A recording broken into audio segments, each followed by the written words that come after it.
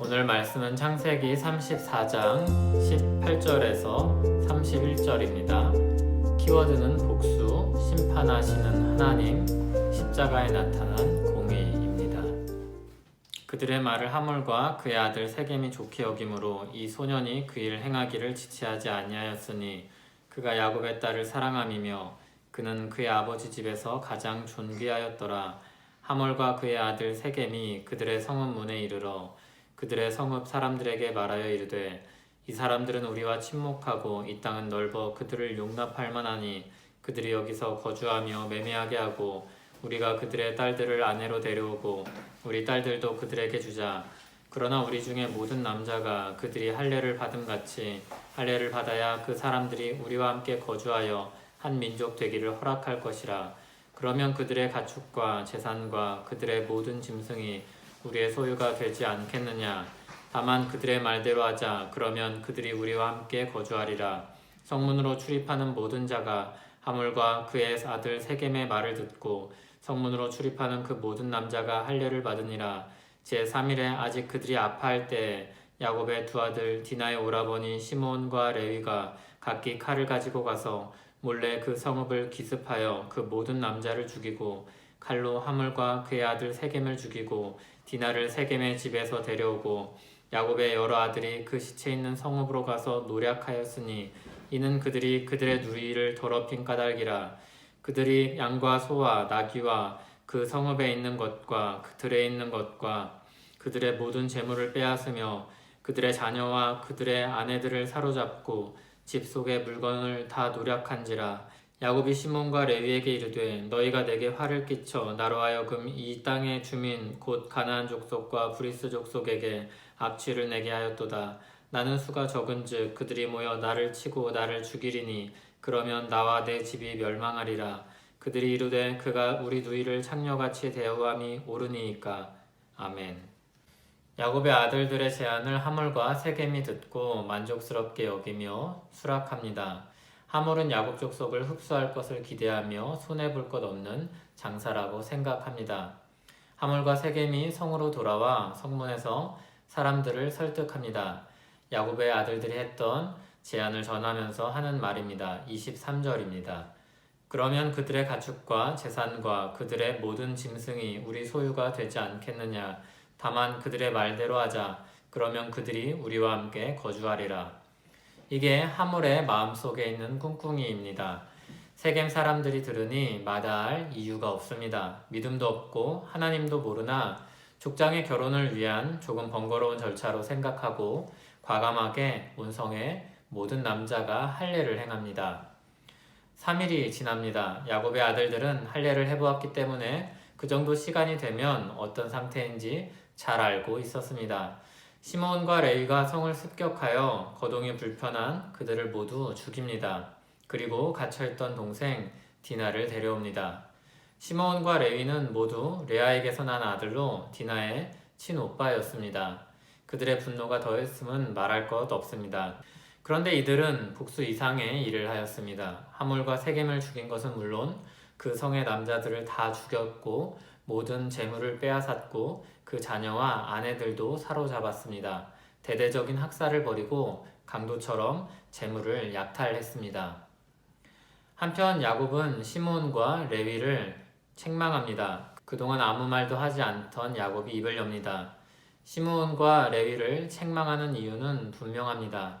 내가 가나안 족속에게 주목을 받게 되었다고 말하고 나는 수가 적어서 복수를 당하면 멸망할 것이라고 합니다.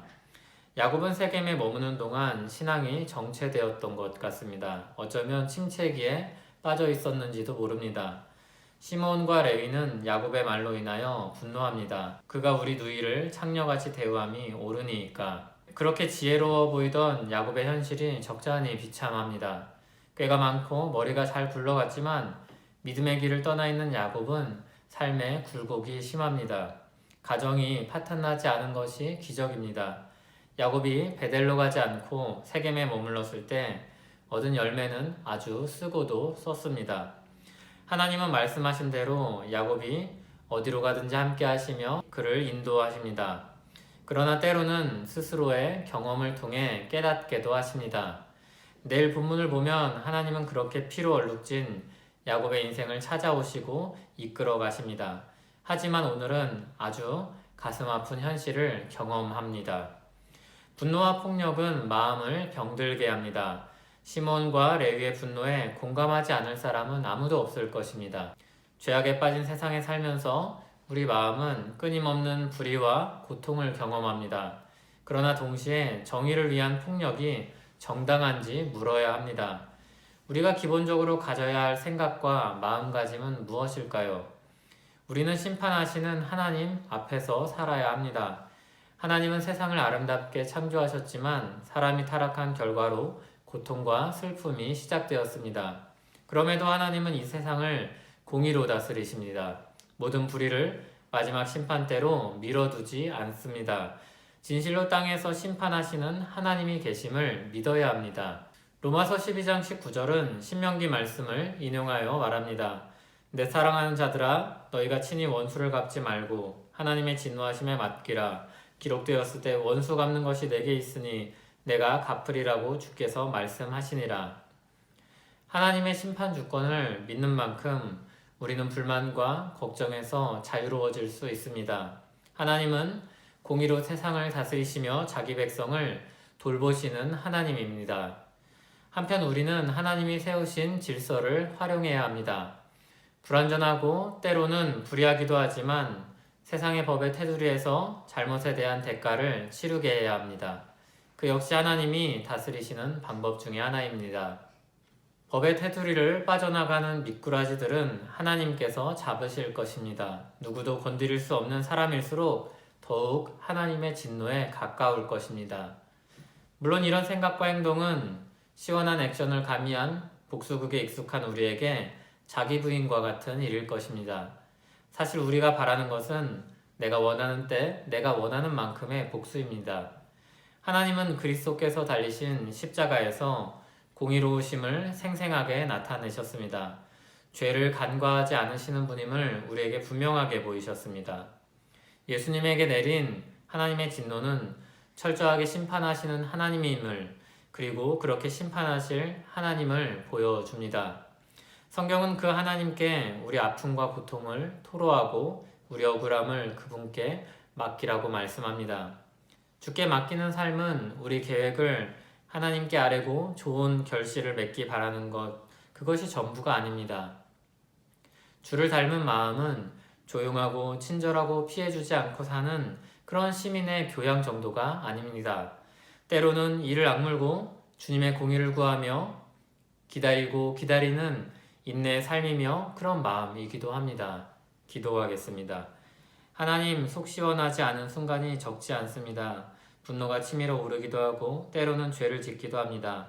연약한 우리를 용서하시고 돌보아 주시옵소서. 바라기는 우리가 주님의 공의를 보기 원합니다. 우리 마음을 다스릴 힘과 지혜를 주시옵소서. 예수님의 이름으로 기도합니다. 아멘.